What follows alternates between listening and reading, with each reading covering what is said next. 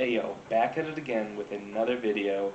And actually, this is my last video of intermittent fasting for the month before I get into my break with a food challenge, maybe some other things, and then hopping right into the next diet. Let's eat.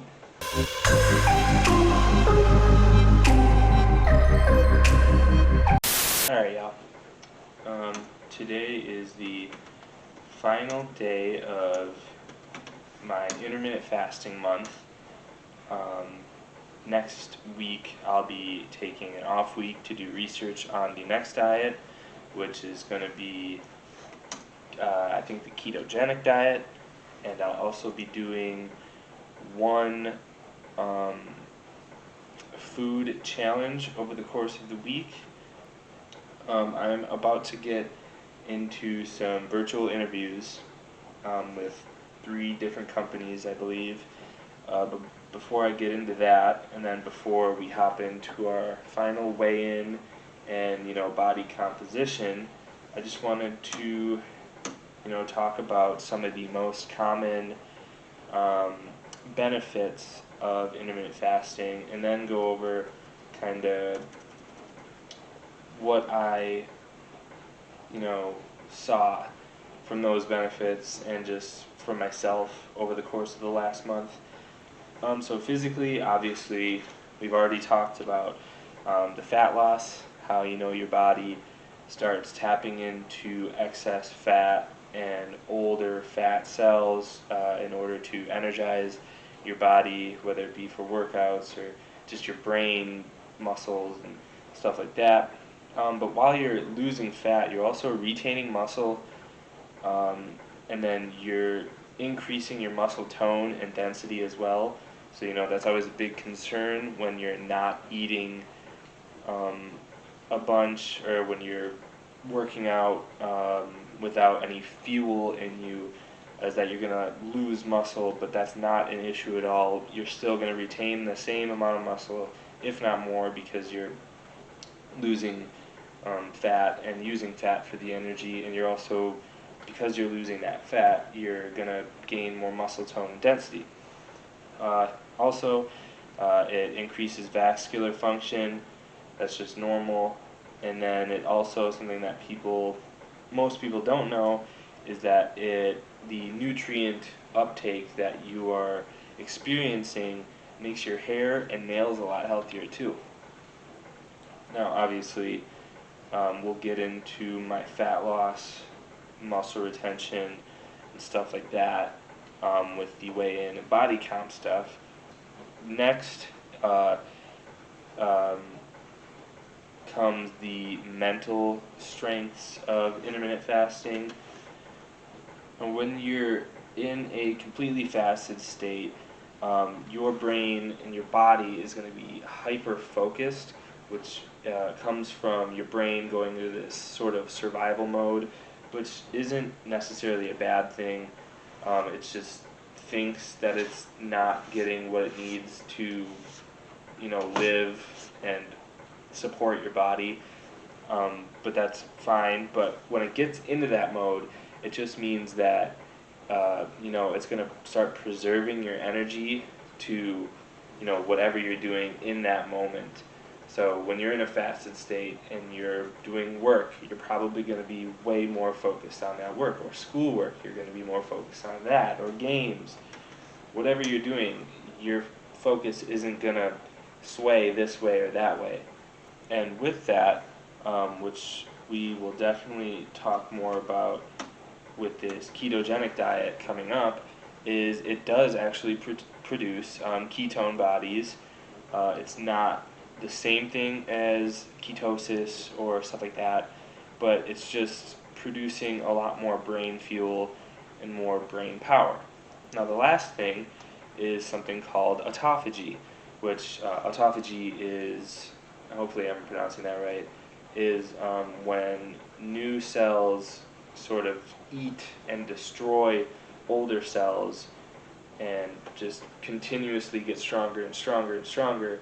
And when you're intermittent fasting and you're in a fasted state, your autophagy is going to increase, so you're continuously going to be getting newer and stronger cells in your body, which is going to promote and produce way better organ function.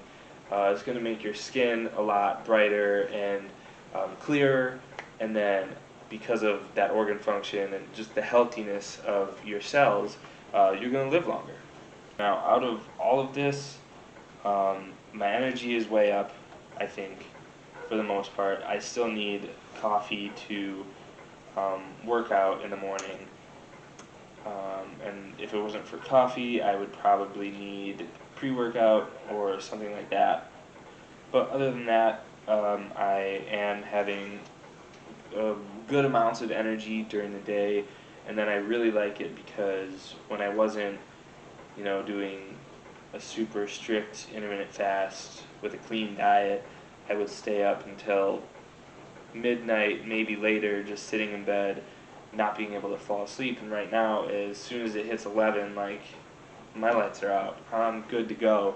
I don't have to take anything anymore, and I don't know if that's from the intermittent fasting, but it feels amazing. Obviously, there is fat loss. Obviously, I think I'm getting stronger. I'm gaining more muscle. I'm getting more toned. Like I said, we'll talk about that with the weigh-in and body comp and whatnot, and the pictures that we'll, compare. I do think there is better focus. I work from home, and it is really hard to retain focus throughout the entirety of my schedule. Usually I have to put on TV or music or something to keep my mind focused on the task, and even then, I find my mind wandering here and there, but ever since this has started, I've been able to really hit home pretty long days with work. Overall, I do feel a lot healthier. I think that moving forward, I'll keep doing this intermittent fasting with the diets as long as they allow me to do that. Some of them you might have to eat breakfast or stuff like that in order to get those nutrients. And my fasting period might fluctuate from 16, 18, 20, maybe even less, depending on how strict the diet is that I'm doing. But yeah, I'm going to hit up some interviews here, and then we can hop right into a weigh-in and do some picture comparisons. I came out to 234.6 pounds. I didn't get the chance to hit up the body composition scale at my gym, unfortunately, so I had to resort back to my janky one, which kind of told me the same numbers from the beginning. I mean, my BMI went down, but that's just based on your weight, age, and height. It really has nothing to do with anything else. But besides that, I do think my muscle percentage went up, and my fat percentage did go down a little bit. But again, I just don't know how accurate that really is. But overall, we started at 248, so we lost 13 to 14 pounds, which is amazing. Obviously, 11 of those pounds actually came from the first week, and then it, steadied out by a lot. But this is only 30 days, so I'm thinking long term, there's going to be a good amount of weight loss and definitely fat loss. Specifically, here's some pictures of me before and after. I can definitely see that my stomach is a little tighter. I can feel that my stomach is a little tighter. The love handles went away a little bit, not substantially. I do have stretch marks on the sides of my stomach area, and those went away a little bit. They're not really there at all anymore. But yeah, that's all I have for this month, guys. Thank you so much for watching. I think this next week of the food challenge is going to be really fun, really challenging. And then the next month is the ketogenic diet that you'll be seeing. And I'm excited for it. I hope you guys are too, and I hope you stay tuned because I'm really trying to make it more fun and entertaining for both you and me. And the ketogenic diet is completely new, and there's more restrictions, and I'm going to have to find, different ways with cooking and stuff to sort of make meal plans and stuff like that. So it'll be a lot more fun. And so that's all I got for you guys. Comment, like, subscribe. I'll see you next time.